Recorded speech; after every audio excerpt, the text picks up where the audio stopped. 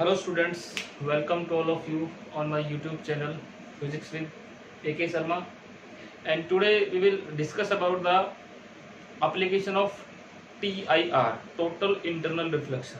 बेटा इससे पहले हमने टोटल इंटरनल रिफ्लेक्शन का जो टॉपिक था स्टडी किया था इसे प्रीवियस लेक्चर में।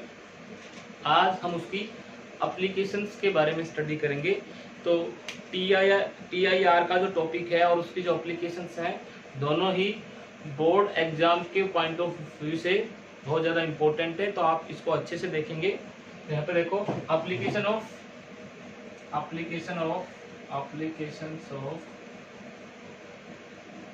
Total internal reflection. ठीक है बेटा, TIR शॉर्ट फॉर्म में लिखते हैं इसको TIR। तो क्या क्या एप्लीकेशंस हैं, कहाँ कहाँ यूज होता है टोटल इंटरनल रिफ्लेक्शन का, कहाँ कहाँ हम इसको ऑब्जर्व करते हैं। तो सबसे पहला है बेटा brilliance of diamond. First application इसकी brilliance of diamond.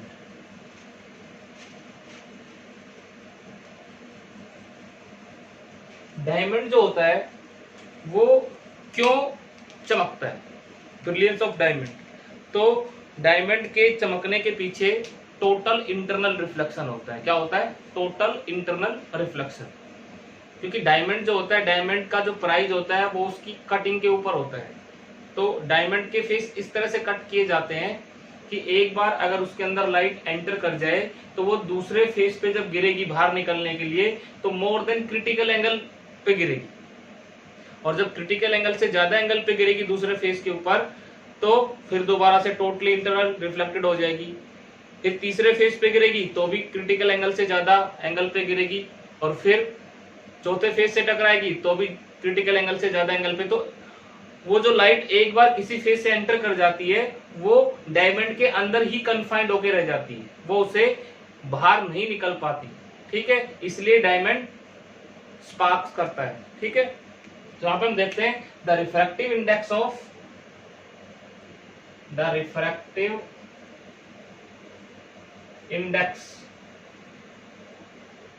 Diamond.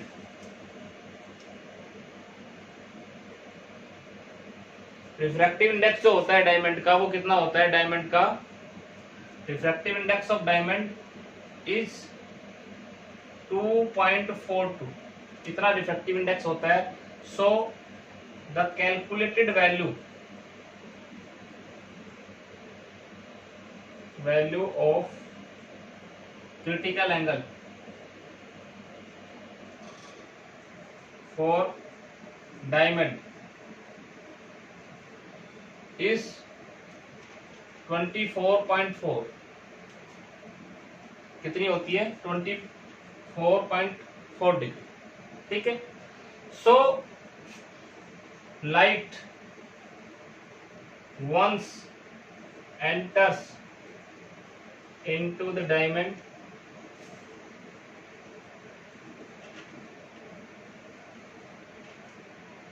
from any face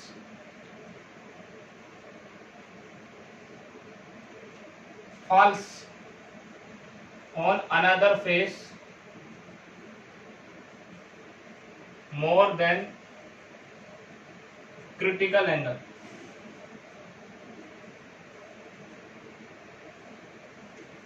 and suffers multiple total internal reflection, multiple TIR, and suffer multiple total internal reflection. So light fails to come out from diamond या from any face, diamond and diamond sparks. So diamond sparks इसीलिए diamond क्या करता है, चमकता है। ठीक है, तो this is brilliance of diamond के पीछे का रीजन हमने देखा कि डायमंड जो होता है उसके लिए रिफ्रैक्टिव इंडेक्स की वैल्यू कितनी होती है, रिफ्रैक्टिव इंडेक्स की वैल्यू उसके लिए होती है 24 और 2.42। तो उसके लिए जो कैलकुलेटेड वैल्यू होती है क्रिटिकल एंगल की वो होती है 24.4 डिग्री। तो लाइट एक बार जैसे किसी फेस से एंटर कर गई इस तरह से, ये मान लो कोई डायमंड हमारे पास यहां से एक बार एंटर कर गई लाइट, तो ये इस फेस पे गिरेगी। ये एंगल कितना होगा, ये एंगल जो होगा ये 24 पॉइंट से ज्यादा होगा, 25। तो ये इसे बाहर निकलने की बजाय इस पे गिरती है, इस पे उसी एंगल पे इस पे टकराएगी, फिर इस पे टकराएगी, फिर इस पे, और इस तरह से मल्टीपल टोटल इंटरनल रिफ्लेक्शन सफर करती है। तो लाइट एक बार एंटर की, वो किसके अंदर कैद होके रह गई, डायमंड के अंदर ही कैद होके रह गई, वो उससे बाहर नहीं निकल पाती है। इसलिए डायमंड क्या होता है, ब्रिलियंस स्पार्क्स करता है। ठीक है, तो ये पहला जो केस था ब्रिलियंस ऑफ डायमंड। अब दूसरे केस की हम बात करें बेटा, दूसरा केस हमारा कि शाइनिंग ऑफ एयर बबल। तुमने देखा होगा जो एयर बबल होते हैं, बबल जो होते हैं वो क्या करते हैं, शाइन करते हैं, चमकते हैं जब उनके ऊपर लाइट गिरती है। तो दूसरी एप्लीकेशन हम देखते हैं शाइनिंग ऑफ एयर बबल। यहां पे देखो शाइनिंग ऑफ एयर बबल।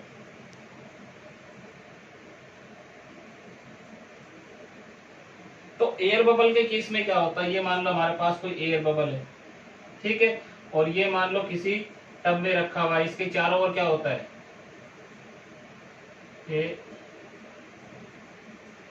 ये वाटर है। अब देखो लाइट जब इसके अंदर जाएगी, इस तरह से इसके अंदर जाने की कोशिश करती है वाटर से, किसमें, एयर के अंदर, तो ये टकरा करके इससे वापिस आ जाती है, इसके अंदर नहीं जा पाती। क्यों नहीं जा पाती, क्योंकि वाटर एयर इंटरफेस के लिए जो क्रिटिकल एंगल की वैल्यू होती है वो होती है 48.75। The value of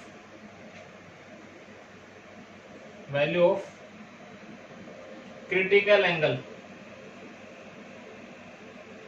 for water air interface is 48.75 minute, इतनी होती है। सो लाइट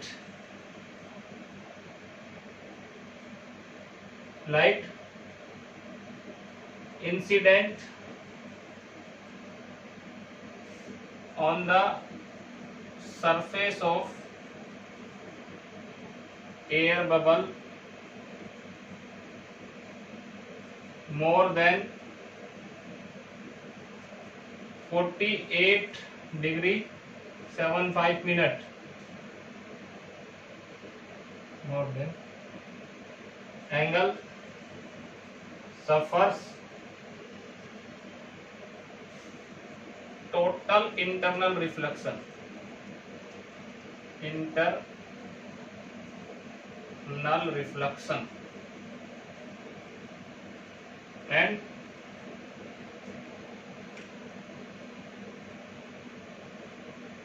the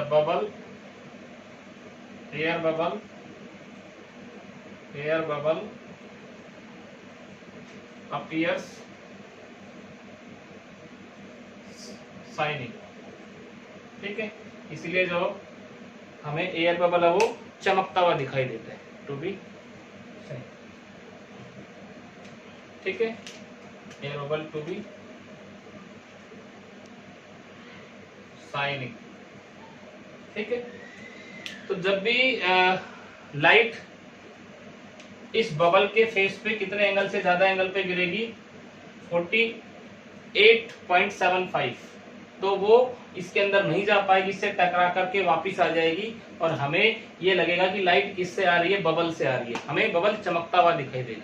ठीक है, शाइन करता हुआ दिखाई देगा। तो this is shining of air bubble भी किसके कारण होता है, टोटल इंटरनल रिफ्लेक्शन के कारण। अब टोटल इंटरनल रिफ्लेक्शन में क्या होता है कि टोटल इंटरनल रिफ्लेक्शन के अंदर इंटेंसिटी का लॉस नहीं होता। इंटेंसिटी जो होती है वो 100% होती है, ठीक है। जिस इंटेंसिटी की लाइट सोर्स से निकलती है, टोटल इंटरनल सफर करने के बाद उस लाइट की इंटेंसिटी भी क्या होती है, उतनी होती, ठीक है, उसमें कोई कमी नहीं आती। लेकिन जैसे रिफ्रैक्शन होता है, रिफ्लेक्शन होता है, उसमें इंसिडेंट लाइट और रिफ्लेक्टेड लाइट या इंसिडेंट लाइट और रिफ्रैक्टेड लाइट की जो इंटेंसिटी वो कम हो जाती है, ठीक है। तो टोटल इंटरनल रिफ्लेक्शन के अंदर इंटेंसिटी क्या रहती है, सेम रहती है, ठीक है। तो यहाँ पे नेक्स्ट एप्लीकेशन हम देखेंगे, एक होता है मिरेज। मिरेज मिरेज क्या होता है? मिरेज बेटा एक ऑप्टिकल इल्यूजन होता है। ऑप्टिकल इल्यूजन का मतलब एक भ्रम होता है, और एक्चुअल में ये भ्रम जो होता है, मिरेज का जो फेनोमेना होता है वो किस में होता है, जो डिजर्ट एरिया होते हैं इन हॉट समर डेज, जब गर्मी बहुत ज्यादा होती है तो डिजर्ट एरिया जो होते हैं उनके आसपास की जो एयर है वो गर्म होकर के ऊपर उठती है, ठीक है, गर्म होकर के ऊपर उठती है। तो नीचे की एयर जो होती है उसकी डेंसिटी कम हो जाती है, और ऊपर की एयर जो होती है उसकी डेंसिटी क्या होती है, ज्यादा, क्योंकि जो डिजर्ट के आसपास की एयर कांटेक्ट में जो आएगी एयर, वो क्या होगी, गर्म होगी, और गर्म होकर के हवा कहाँ उठती है, ऊपर उठती है। तो जो desert area hot summer days के अंदर क्या होता है कि जो एयर की डेंसिटी है वो क्या होती है, डिक्रीज होती है। क्या होती है, डिक्रीज, क्योंकि नीचे जमीन के आसपास की एयर की डेंसिटी कम होती है और ऊपर की एयर की डेंसिटी क्या होती है, ज्यादा होती है। यानी कि रिफ्रैक्टिव इंडेक्स जो है एयर का, वो कुछ हाइट तक क्या होता है, कुछ हाइट तक इंक्रीज करता है। क्या करता है, इंक्रीज। अब उस केस में क्या होता है कि जो हमारे पास रेतीले एरिया जो होते हैं उसमें हमें क्या दिखता है कि हम दूर से देखते हैं तो हमें ऐसा दिखता है कि किसी पौंड के किनारे पे एक तालाब खड़ा है, एक तालाब के किनारे पे एक पेड़ खड़ा है, और उसकी उल्टी इमेज हमें दिखाई देती है, जैसे वहां पे पानी हो। तो हम वहां से जैसे दूर से देखते हैं और जैसे थोड़ा नजदीक जाते हैं तो वहां कुछ नहीं होता है, वहां सिर्फ पेड़ होता है और डिजर्ट होता है, वहां पे पौंड नहीं होता है, लेकिन ऐसा अपीयर होता है। इसी को हम क्या बोलते हैं, मिरेज बोलते हैं। क्या बोलते हैं, मिरेज। तो मिरेज क्यों होता है, मिरेज के पीछे भी क्या होता है, टोटल इंटरनल रिफ्लेक्शन होता है। तो मिरेज लिखते हैं, पहले क्या होता है mirage, it is an optical illusion, it is an optical illusion occurs in hot summer days. Hot summer days in deserts.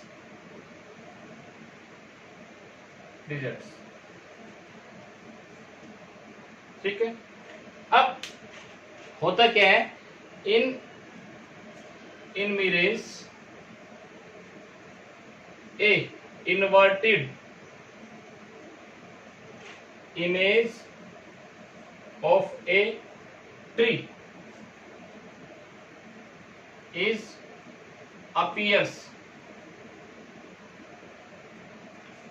appears and it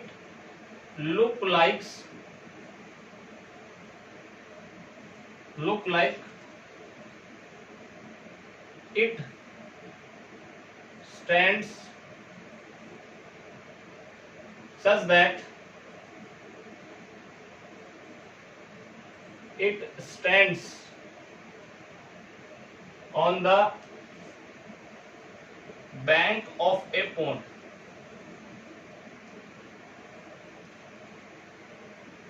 भाई ये कहां पे खड़ा हो, एक पौंड के किनारे पे खड़ा हो, जो पेड़ है उसकी उल्टी इमेज दिखाई देती है। तो ऐसा लगता है जैसे कि ये एक छोटे से तालाब के किनारे पे खड़ा और उसकी उल्टी इमेज उस तालाब के अंदर दिख रही है, लेकिन ऐसा कुछ नहीं होता, ये एक ऑप्टिकल इल्यूजन होता है, हमने बताया।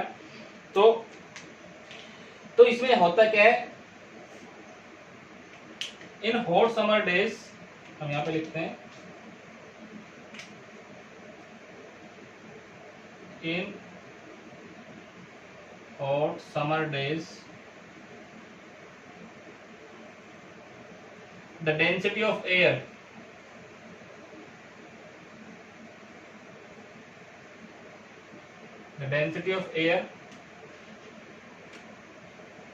decreases या increases with height.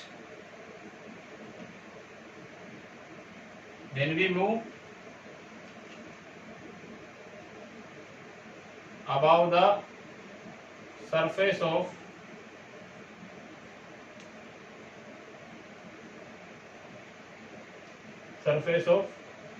ground. ठीक है, ऊपर तो करते हैं.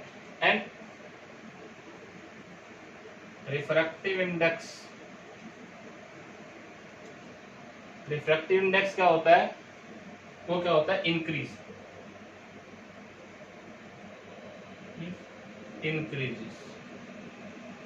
ठीक है. So each layer of air act as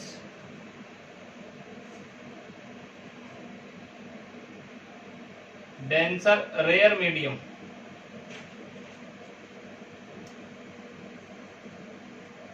for each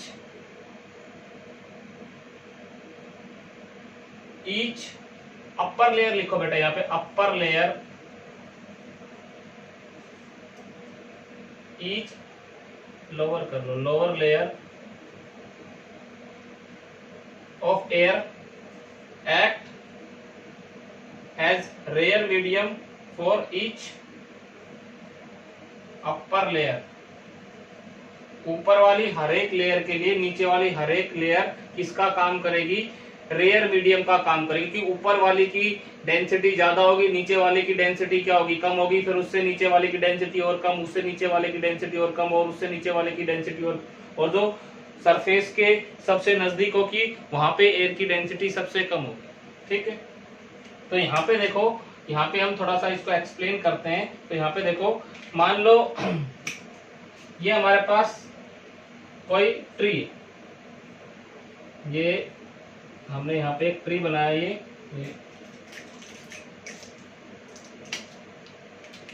यहाँ पे बेटा हम एक ट्री बनाते हैं. देखो यहाँ पे ये एक ट्री लिया हमने.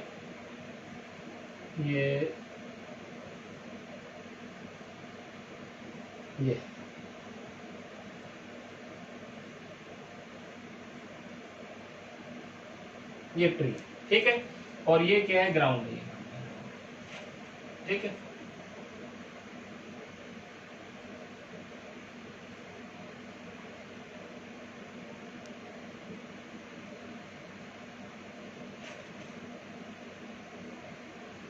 अब यहां से जो रे चलेगी, मान लो ये कोई पॉइंट एस है, यहां से कोई ये डिफरेंट लेयर से एयर की,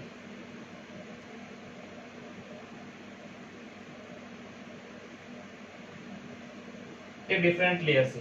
ठीक है. अब यहां से कोई रे चली, ये रे यहां से चली, और जैसे इसमें एंटर करेगी तो थोड़ा सा क्या होगी? ऐसे मुड़ेगी. ऐसे हर बार क्या होती है? मुड़ जाती है इस तरह से. और हर बार ऐसे मुड़ करके एक पॉइंट ऐसा आता है जहां पे ये टोटली इंटरनल रिफ्लेक्टेड हो जाती है. यहां से चलेगी ये, और यहां से जैसे जाकर के ये यहां से आती हुई दिखाई देती है, और हमें लगता है कि ये कहां से आ रही है? यहां से आ रही है. appears to come from here. This is S dash. Actual में रे कहां से आ रही है? यहां से आ रही है. ये हर लेयर में जैसे एंटर करती है थोड़ा सा मुड़ जाती है, इधर मुड़ जाएगी, थोड़ा सा ये ऐसे मुड़ जाएगी. ये थोड़ा सा यहां से आई, थोड़ा इधर मुड़ गई. ये इधर से आई, थोड़ा इधर मुड़ गई. ये इधर से आई, थोड़ा इधर मुड़ गई. एक्चुअल में रे कहां से आ रही है? यहां से आ रही है. और जब हम यहां से देखते हैं, यहां से जब देखेंगे तो हमें ये रे कहां से आती हुई दिखाई देगी?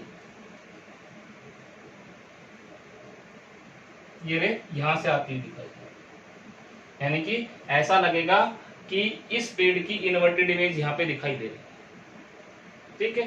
क्योंकि हर बार जब रेयर से डेंसर जाएगी तो इधर मुड़ेगी, रेयर से डेंसर जाएगी इधर मुड़ेगी, रेयर से डेंसर जाएगी इधर मुड़ेगी, और जब एंगल क्या हो जाता है, बार बार मुड़ रही है, और जब एंगल क्रिटिकल एंगल से ज्यादा हो जाएगा तो रे टोटली इंटरनल रिफ्लेक्टेड हो जाएगी, तो पूरी की पूरी मुड़ जाएगी इस तरह से, और हमें इधर से आने की बजाय कहां से आती है दिखाई देगी ये रे, हमें लगेगा कि ये रे यहां से आ रही है, तो ये इमेज भी हमें इस पेड़ की यहां पे दिखाई देती है S dash.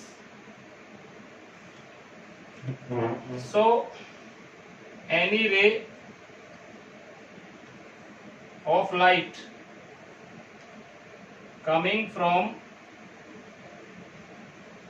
coming from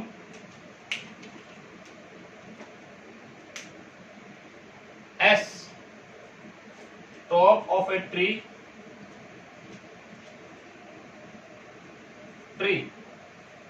suffer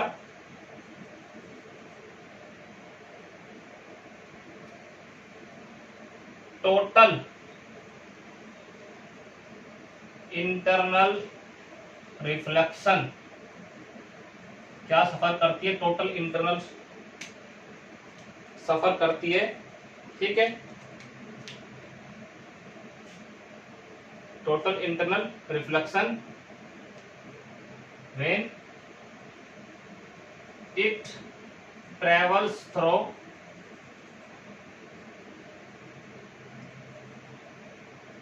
different layers of air and appears to come from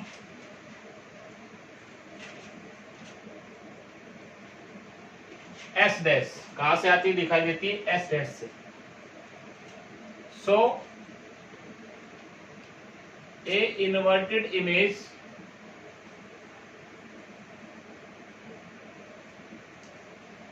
of tree is appear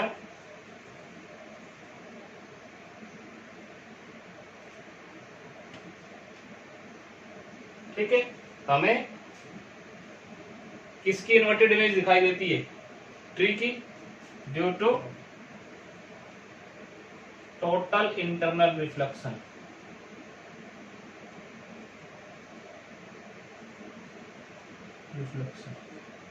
हम यहां से ये भी दिखा सकते हैं कि ये क्या हो रहा है, ये इधर ऊपर से नीचे जाएंगे तो एयर डेंसिटी क्या होगा? एयर डेंसिटी क्या होगी? इंक्रीजेस